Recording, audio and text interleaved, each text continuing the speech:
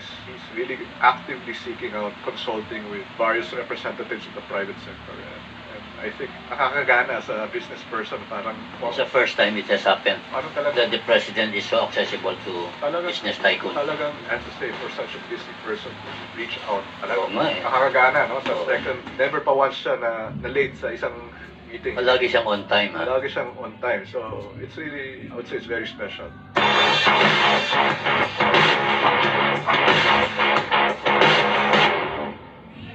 Magandang araw po sa inyong lahat. This is Tony Lopez, I'm a journalist. At ngayong araw nito ay kinagagalak ko at it's my honor to have as my guest one of the hottest CEOs in the land, Lance Gokongwei. Lance, as you know, na-meet ko po siya nung siya isa pa lang maliit na bata, 6 years old to be exact. I was having breakfast with the legendary Taipan John Gokongwei Jr. in his Forbes Park residence, and he told me, Tony, you should meet my son. He's very good. Then he called for Lance, and he showed up, very obedient, good-looking guy, and we shook hands with the future of the Philippines. Lance, good morning. Magandang araw sa'yo, Lance. Our first ever TV interview together. Yeah, our relationship goes back 52 years, more than half a century. And during that time, I've come to learn about the Gokongwei business.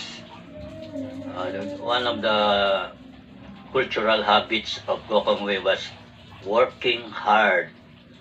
Working hard. He was very competitive.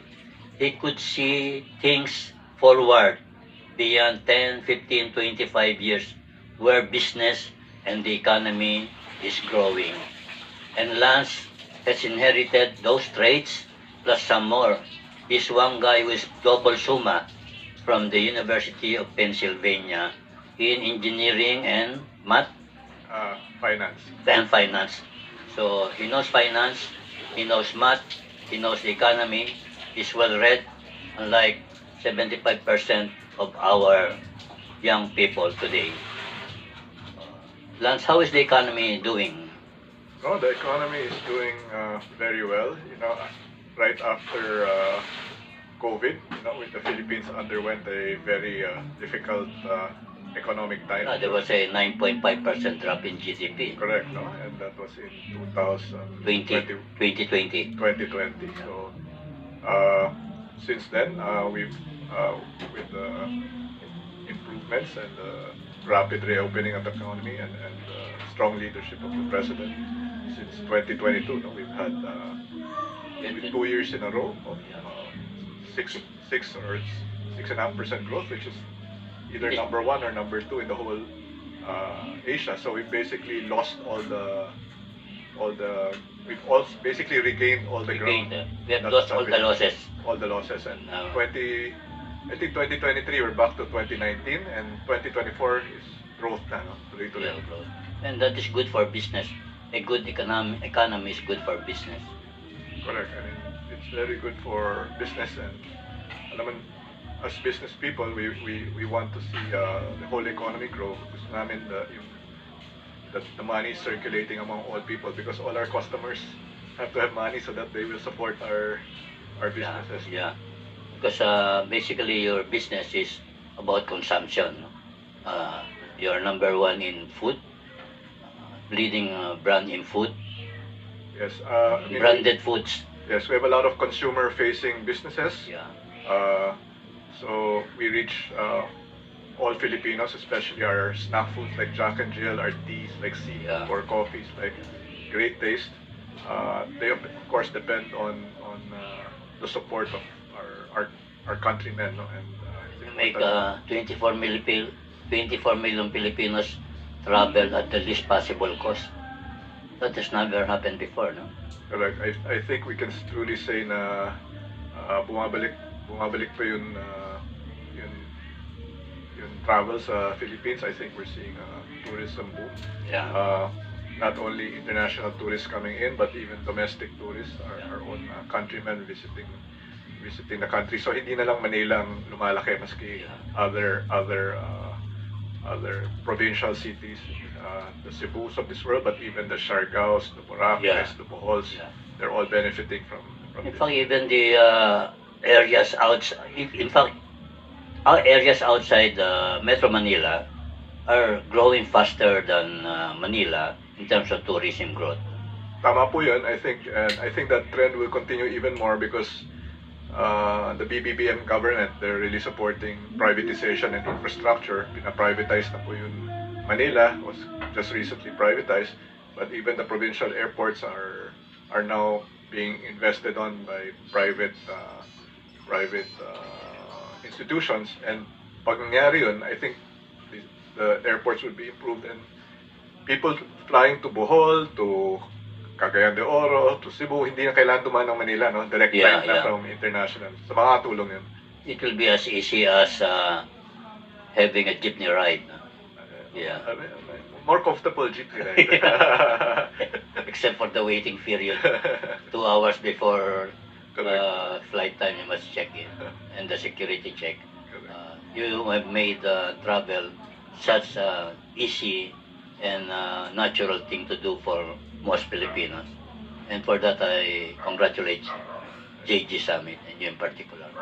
Thank you, sir. And I think it's really credit to the entire Cebu Pacific team that worked very hard and believe in our mission of making flying affordable to more Filipinos. But more than that, I think it really requires the support of the entire stakeholder group, particularly the government, who creates the playing field and the infrastructure that enables this travel. The BBM government has uncorked the largest infra spending program in history of this country, 9.5 trillion.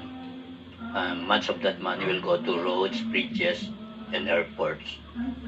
I think about 100 airports are being modernized, meaning they will have a runway of more than 3 kilometers and can be operated even after 6 p.m. That's good for your business.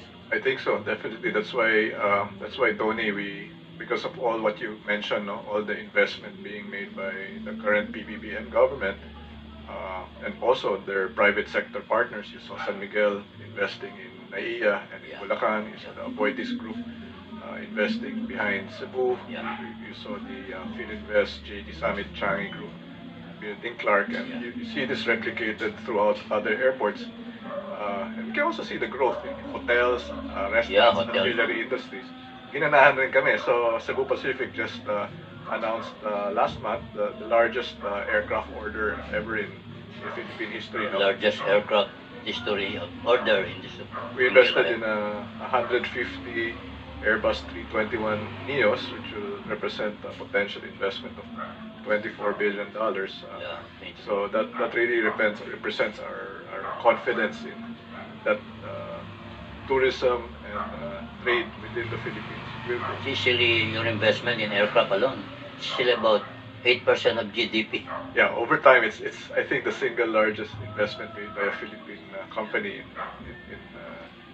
that shows you immense confidence in this government and in the future of this country to order so many aircraft in so short a time. Yeah. We're making a bet for the next 10 years.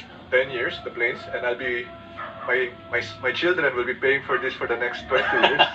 So I have to be very confident because I want to make sure that my shareholders will benefit from this, that the Philippine consumer will benefit from the most efficient aircraft possible. This will allow us to provide the lowest affordable fares to them.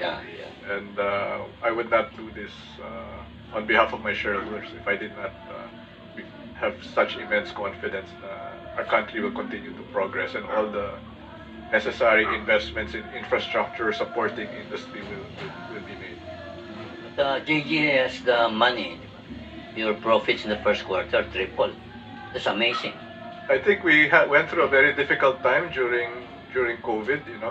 Our aviation business, of course, suffered very significantly. Just like many of our other. You said you lost $1 billion. Over 3 years, and I think we're just beginning to recover now. But I think the future looks bright, and therefore we are making the necessary investments. The future has never been better in airline, tourism, travel, businesses. Yeah, and the reason is because the whole field in which we operate in, the country which we operate in, has all the essential elements for growth. No, good demographics, Yeah. very hardworking, dedicated Yeah. people, natural resources. But the missing element is now available. We have very strong, positive leadership from the Yeah. president that really supports business, walang drama, totally focused on building the economy and trying to build a balanced economy that meets all the Filipinos' needs, no? Level playing field for business people, the right regulatory frameworks, but also listening in terms of ensuring fighting inflation, creating good jobs for fellow Filipinos. So when you have that kind of environment, the future will really be bright. And I understand you meet regularly with the president, no? Yes. So he gets to hear your views on the economy, business, and outlook. I'm fortunate enough to be the head of the tourism sector for the Private Sector Advisory Council. Council. We meet with the president 3 to 4 times a year to present various programs to support Philippine tourism. I think some of the things that we have been advocating are really, for instance, the continuing investment in infrastructure, privatization of airports. I think visa-free entry for multiple countries here. Other steps that will help increase tourism, because tourism is very important to the Philippines' current and future. It's 8% of the GDP, and all I can say is this president is really truly, yung naiba sa kanya is he's really actively seeking out and consulting with various representatives of the private sector, and I think nakakagana as a business person, parang It's the first time it has happened parang that talagang the president is so accessible to business tycoons. talagang not only business tycoons but Almost everyone, no? to people who have something to say in a positive Yeah. way. No, where we want to work with the government because we recognize that that's the only way for the whole country to progress. And I have to say, for such a busy person to reach out, Oo nga eh. nakakagana, no? Tapos Oo. second, never pa once siya na late sa isang meeting. Palagi siyang on time, ha? Lagi siyang on time. So it's really, I would say it's very special.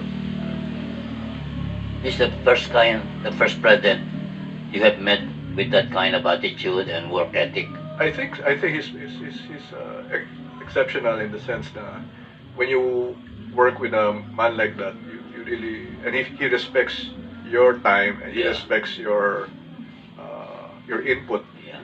You then the more you He gives you importance, gives no? me confidence to Yeah. really continue to invest. Parang lumalabas, sinasabi niya, seryosong mama ito. Seryoso, walang drama. Let's talk to him, let's negotiate. Yeah. Correct. Tess Coulson said, he is the most business-friendly president ever.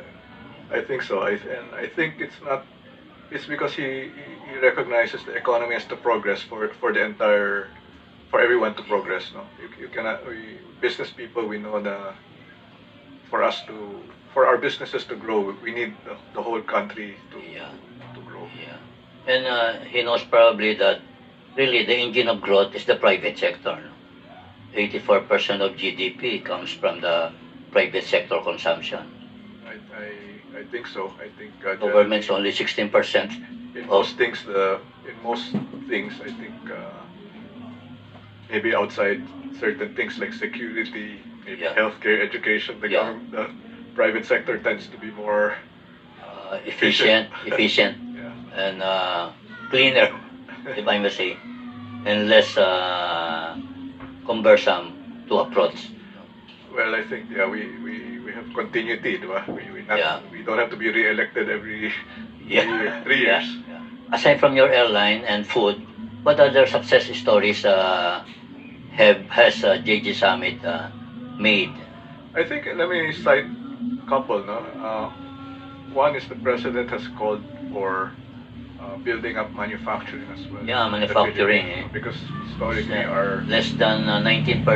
correct, our neighbors are 30% manufacturing. Yeah. You know, now with the China plus one policy, many multinationals are looking to invest abroad, not to build alternative manufacturing bases. So for us, we made the single largest manufacturing investment in the Philippines in Batangas with our JG Summit Olefins Yeah, Petrochemical. petrochemical, no? It's It's pioneering, no? it's pioneering. It's been a very difficult industry, but we You continue invested how much? $2 billion? $2 $2 billion. Correct. And we continue to support it. And what we're hearing now is, and the reason we continue to support it despite the difficult situation is, now we're hearing and actively getting support from the various government agencies involved, DTI, BOI, Yeah. BESA, and the like. No, that's really supportive of our DOF and NEDA in building really the industrial base of the Philippines. So we continue to support this industry. In fact, the president inaugurated a recent expansion. He came personally a few months ago to Batangas when we inaugurated our new factory. What line is this? It's an Poly- expanded naphtha cracker. Naphtha cracker. Also, we also have expanded polymer facilities, Yeah. basically plastic, which we see in our everyday lives. Naphtha comes from crude oil. It's Correct. Then you It's break it up. Further processed, and you break produce it up and produce different kinds of plastic. plastic and other raw materials, Yeah. butadiene, Yeah. aromatics, which are raw materials for everything we For use. packaging, no? Yeah. Packaging, even appliances, Yeah. upuan. Because petrochemical is something that can replicate anything, Correct. including cotton fiber. Or polyester Yeah, sheets. yeah. Correct. Yeah. So that's one thing. So that's really That's the single largest investment in a non-oil manufacturing industry in the Philippines now. I would say yes in a single Yeah, time. $2 billion. Yeah, our investment in Cebu Pacific is larger, but it's discrete. Now one plane is X But it's not amount. manufacturing. It's not Services. manufacturing. You're right. You're right. The other one I can cite is the president is very supportive of financial inclusion. No? Yeah, finance, reaching Making out, no? financial services Yeah. affordable to more Filipinos. Historically, a lot of our kababayan, they don't want to go to banks because They don't want to go to a bank. In Ah, fact, may- according to the may- central sila- bank, 40 million Filipinos don't have a bank account at all. I think even baka 2-3 years ago, baka 60-70 million wala. Yeah, yeah. Pero the president and the BSP, si Governor Eli, they're really pushing very hard on digitizing the banking system and increasing financial inclusion. Talagang changes the playing field. So now, with our GoTime investment, people just, basta may mobile phone sila, mag-download sa app, they don't even have to go to a bank. Pwede ka namang, di ka na pipirma ng mga signature Hindi cards. You just use your national ID or whatever identification you have.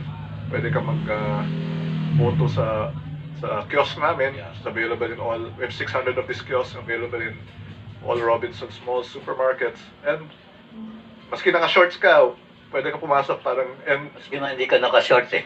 pwede, maski You can do it inside your bathroom. underwear ka lang naman. Pero That's the ultimate transparency. Yeah. Tama yun. Pero hindi naman katulad ng ibang bangko, ay 9 to 3, sarado na kami. Yung mall, bukas yan. Sunday to Saturday. Kung hindi ka napipila, saka maghihintay, no? Hindi na. Tapos pwede ka mag-withdraw sa mga Robinsons Teka, branches. in GoTime, how do you deposit your initial savings? Saan ko dadalhin yung pera ko? Pwede ka magdala ng deposit sa cash in, cash out sa Robinsons Supermarket. Sa Robinsons. Yes. And then you can withdraw through ATMs. Pwede ka na mag-transfer through InstaPay, through... Yeah. You have the most number of supermarkets in the Philippines, di ba? Hindi po. We have Yeah. the 3 largest players are SM and Pure Gold and ourselves. So in supermarkets, you're I think number 1. Uh, You are also number 1 in drugstores, I think. I wish I was, but Sa drug, nakabili ako dun sa lamin. 100 pesos. Grade 250. 100 pesos. Mura-mura lang. That's one thing about the Gokongwei products. They are so competitively priced in spite of the high quality. Thank you. ganyan yung negosyo. You try to make it affordable so that they say na Branded but affordable. price is what you pay, value is what you get. Yeah, So we yeah. try to offer value to our Yeah. consumers para we believe that our business will grow kung may repeat customer, kung bumabalik ang tao Yeah. kasi they receive value from what we offer. Kasi once you give value for good money, you develop trust. And trust is what keeps repeating the confidence and the purchasing power of the consumer. Correct. Yeah. I agree totally with you. Yeah. Ikaw naman, you took over parang at a very young age, huh? You started with the business, sabi, counting brass, tama ba yan? Summer job ko po yun. Ako naglalagay ng price tag sa mga di lang bra, maski underwear. underwear. I used to work summers sa How did you find it? bodega ng Robinson's department store. Hindi ka na-intimidate or outraged about it? No, I think Graduate ng Wharton eh. you have to Summa cum laude ng Wharton. Nagbibilang ng bra sa panty. I think lahat ng mga nakita yung mga Taipan ngayon, ganun din yung starting nila. They have to understand yung business. Yung tatay ko nga, nagbebenta ng mani sa kali. He sold all kinds, no? Yeah. Pati second-hand tires. Kandila. Pati second-hand tires, ginawa niya salbabida, minsan tumaas ang alon. Sabi niya, ito niya sa akin, bumili siya ng second-hand tires. Nilagay niya sa batel, parang maliit na bangka eh. Nalunod Commuting between Cebu and Manila eh. Tapos I guess na-overturn yung batel. Pero lahat ng tao hindi naman marunong swimming. So tumalon sila sa mga tires niya. So di nawala yung tire nila kasi lahat ng tao din yung tires sa shore, no? So that's the Gokongwei epic, no? They save you from your direct economic and other condition. Yeah, I mean kung mahirap na panahon, isipin ko lang yung naranasan ng tatay ko na whatever I face is nothing compared to what he faced. The business was burned, no? Twice. The business collapsed twice, in spite of himself. No? Well, I think he had to rebuild it twice. He had very difficult times. He began as a poor boy, became a multimillionaire, then became a poor boy again.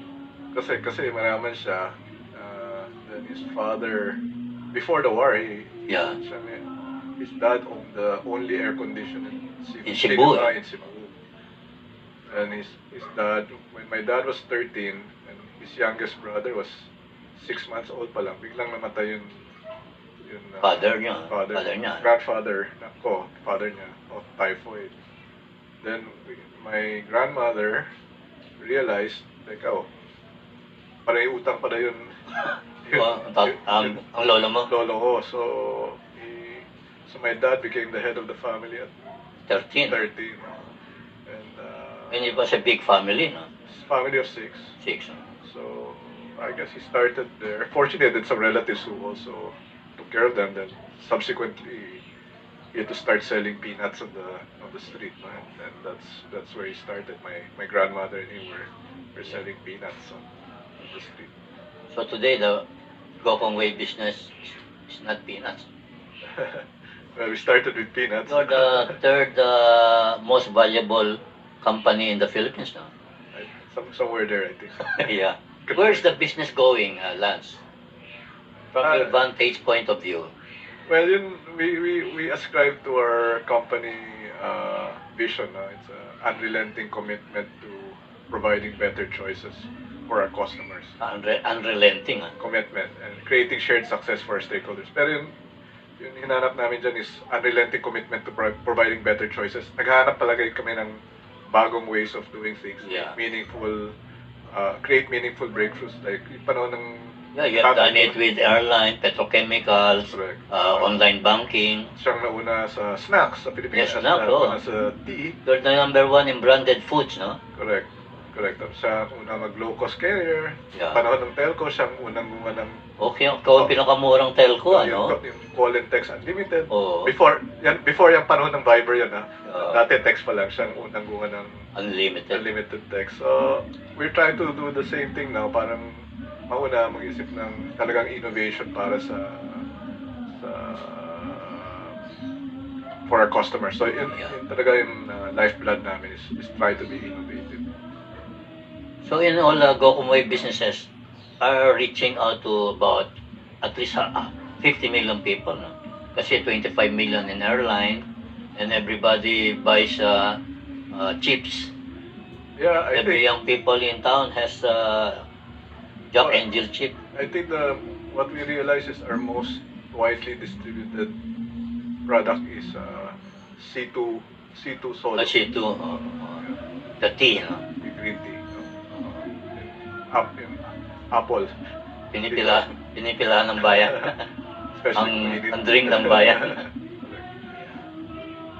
So, looking forward, how do you think the economy will continue in its fast growth pace of 6% or higher a year? I think the economy will continue to grow. I think the policies are there. The policies are in place, The policies are and placed. the president's leadership is there. Correct.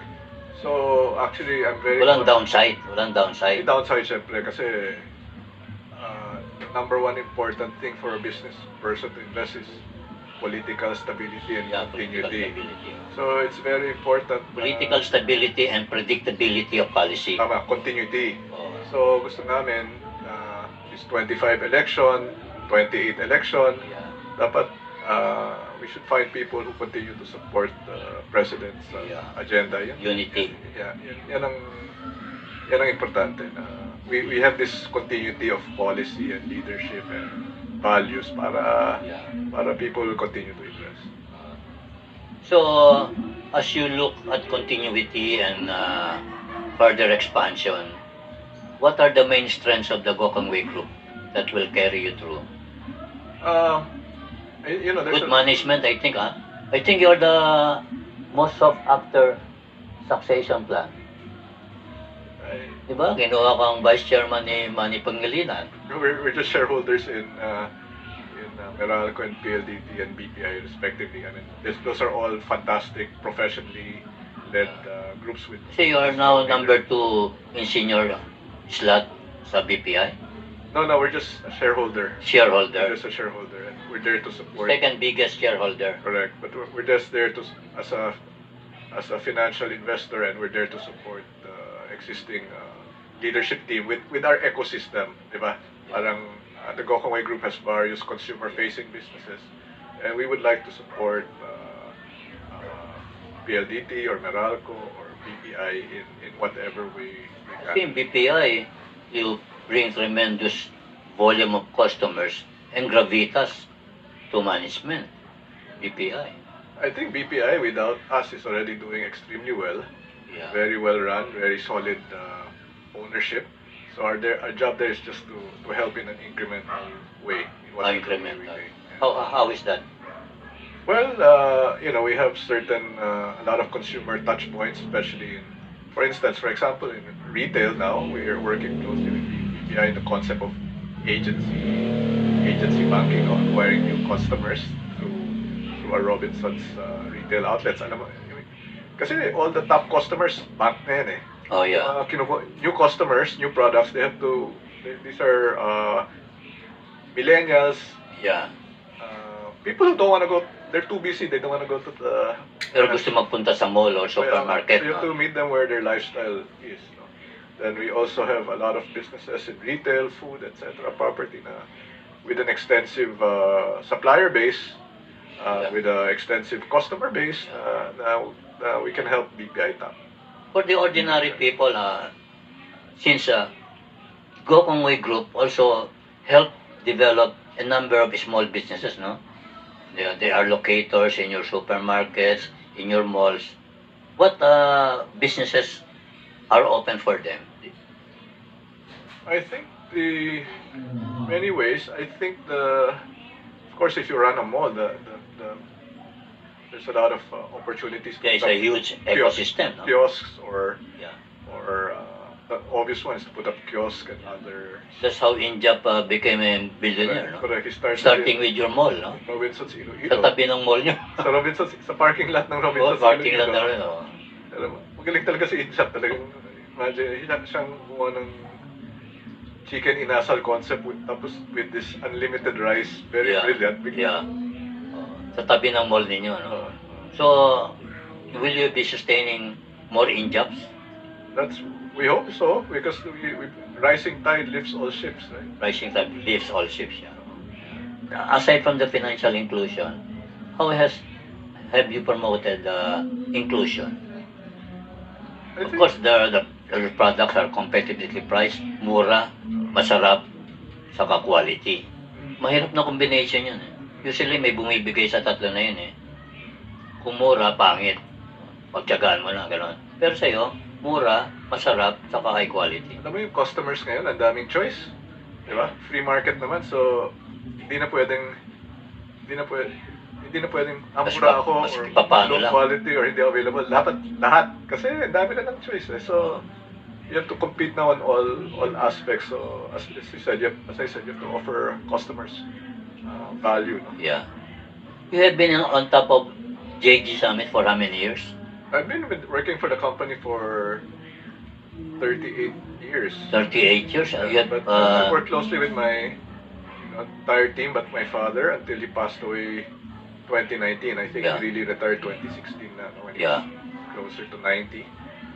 Right now I work very closely with my uncle and with the leadership team. James, no? Yeah, James is 85 but still, Si James nakakalakad pa.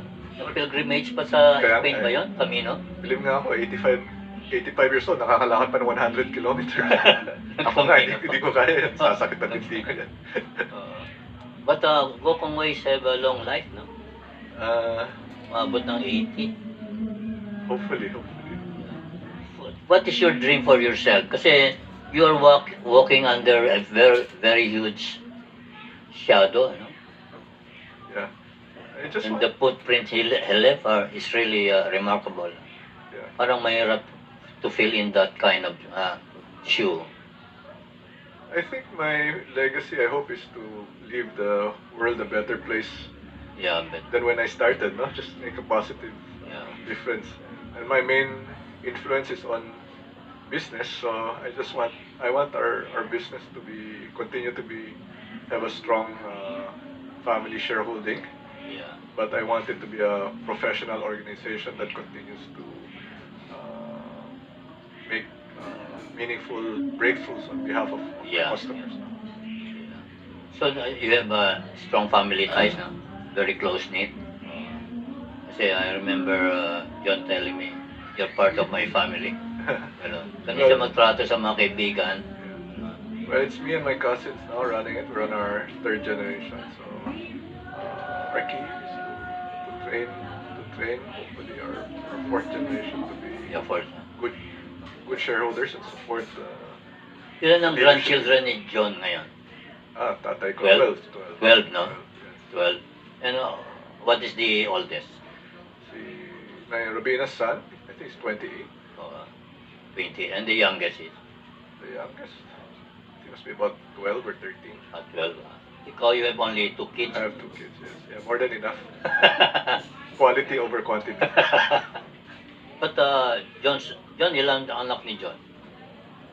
6. Oh, 6. Also, Mahina kami sa productivity, siya naka-anim kami. baka masyado kang masipag, ha? Baka masyado kang masipag. Tigdadalawa lang kami. What makes you happy, personally? Ako? Outside of bottom lines, reading bottom lines. I think just being family and few close relationships. You know? Yeah. Constantly How hard learning. do you work nowadays? I still work 12 hours? quite a bit. Kasi with 12 the hours? possible. So gising ka ng 7, ganyan? Workout?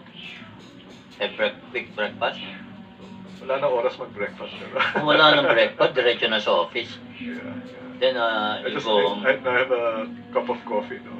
in terms of industrial processes, you have one of the best. Packaging, sealing, ganyan. Nakakatalo lang siguro siya sa packaging system, Tetra Pak.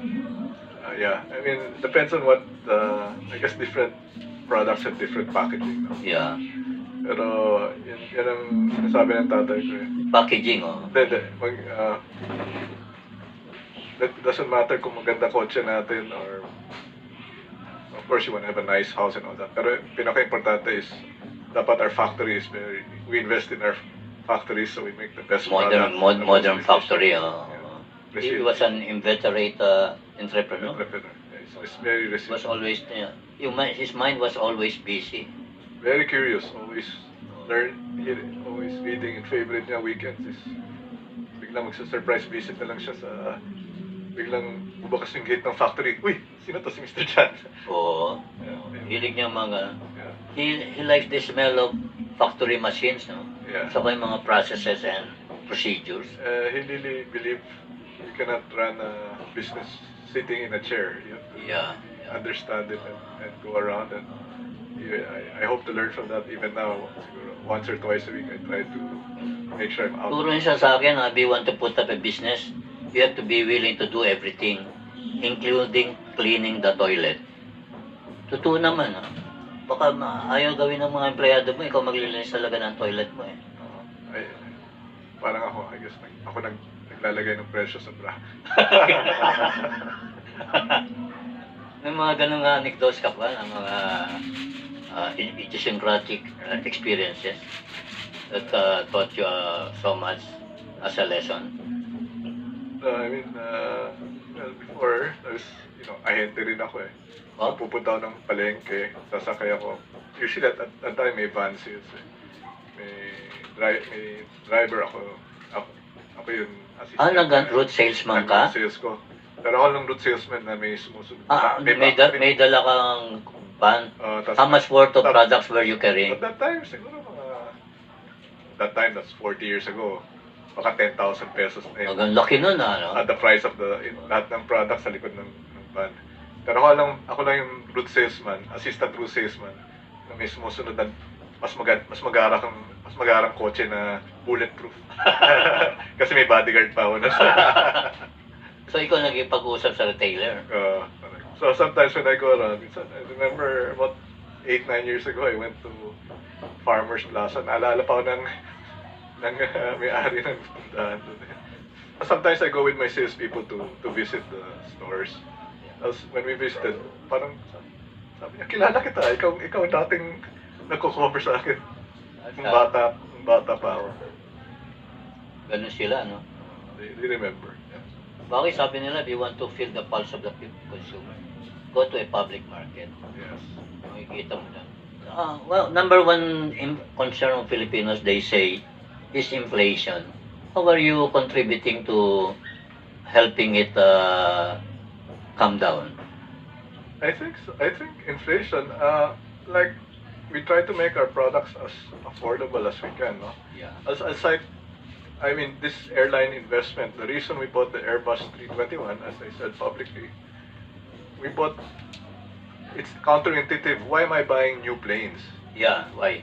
Because new planes are the most efficient way to Bring operate. people to their job, no? Yeah, because they use less fuel, they're more reliable. Yeah. In that way, I can reduce the cost of tickets for passengers. That's why I invest in. And also connectivity, because we are 7,600 islands, no? Correct.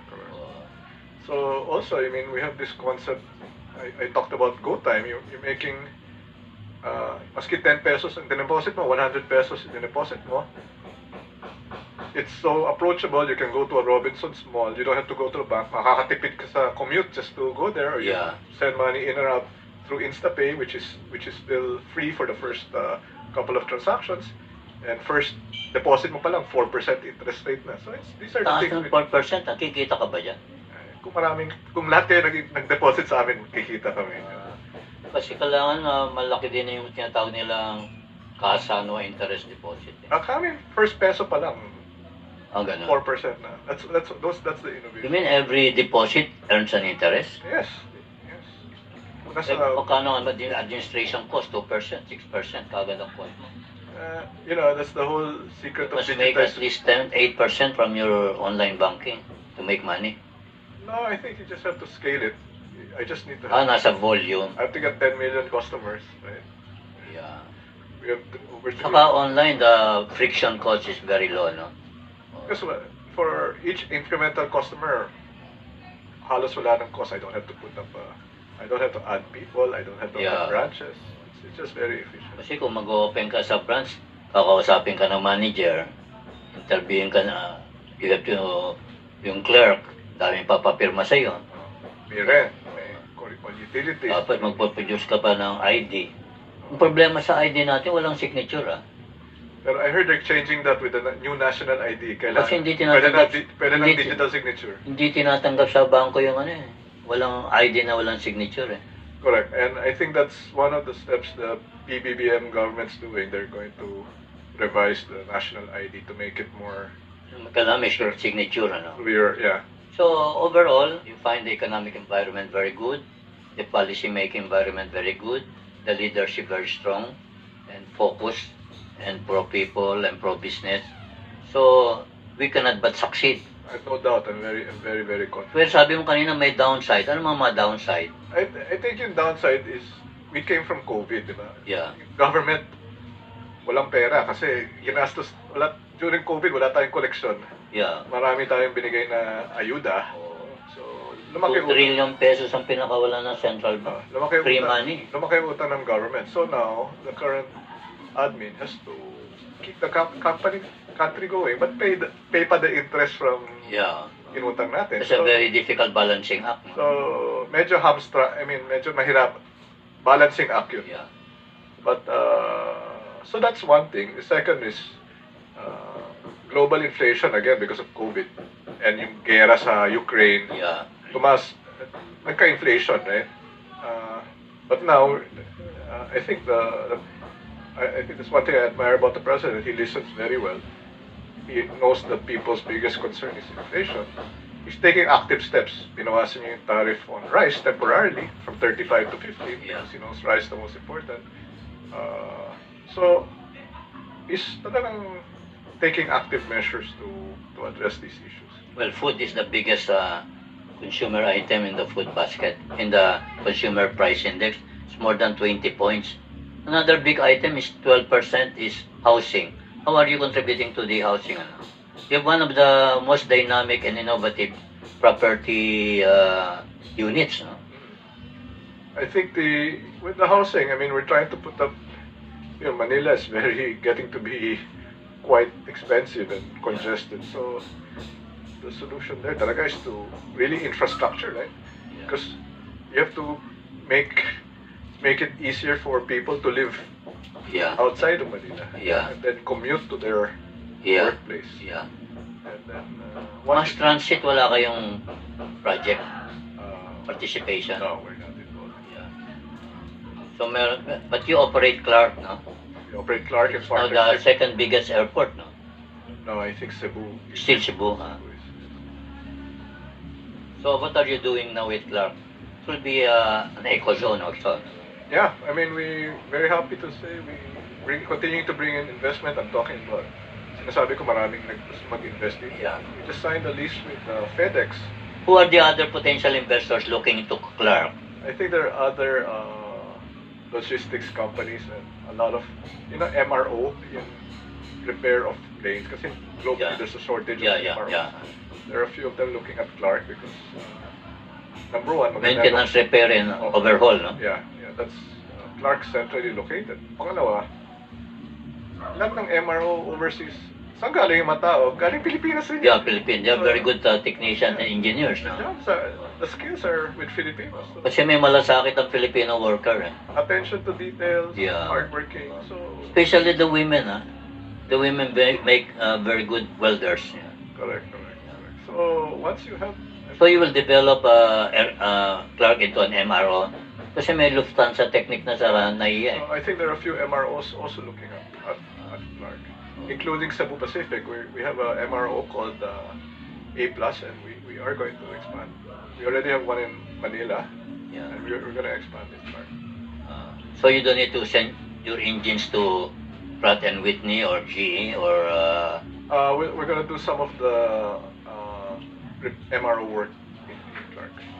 at least 30% of the MRO work. A substantial amount, yes. That will shorten your downtime, no, for aircraft. Correct. We don't have to fly them outside. Kasi right now, if you send your engines abroad, How many months? 4 months ba? Depende. Ngayon, dahil may supply chain issues, humahaba eh. Okay. Dati 90 to 120 days lang. Ngayon, 6 months. Lampas pa. Lagpas pa? Yeah. So, idle yung aircraft mo. How many aircraft No, you of have to yours? keep spare engines. You have to keep spare engines. But for every aircraft, you need 2 spare engines. Hindi naman. For every aircraft, kami narrow body, you need 2 engines. Yeah. But for every, depending on the repair ratio, for instance, for us, we have a fleet of over 60 63. narrow bodies. Yeah. We have at least 12 to 15 Yeah. spare engines. Yeah. So, Lance, meron kang gusto sabihin sa inyong mga customer ng Cebu Pacific, Robinson Malls, at sa overall constituency ng JG Summit, at sa ating mga kababayan, ano yung masasabi mo? Masasabi ko lang is, tuloy-tuloy pa rin kayo sa pag-invest sa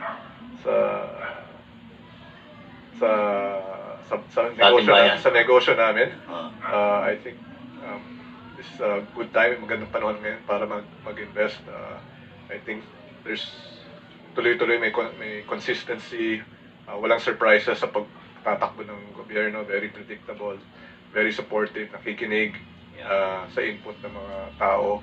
So, yan, I think sabi ko lang na kami nag-i-invest. And nag-i-invest kami dahil alam namin bright ang future. So I guess we're inviting everybody else to continue to join us in investing in the country. Si Lance po, mga kababayan, ay isa siyang model na CEO natin. Young, dynamic, highly qualified, brainy, intellectual, at makapuso at makamasa.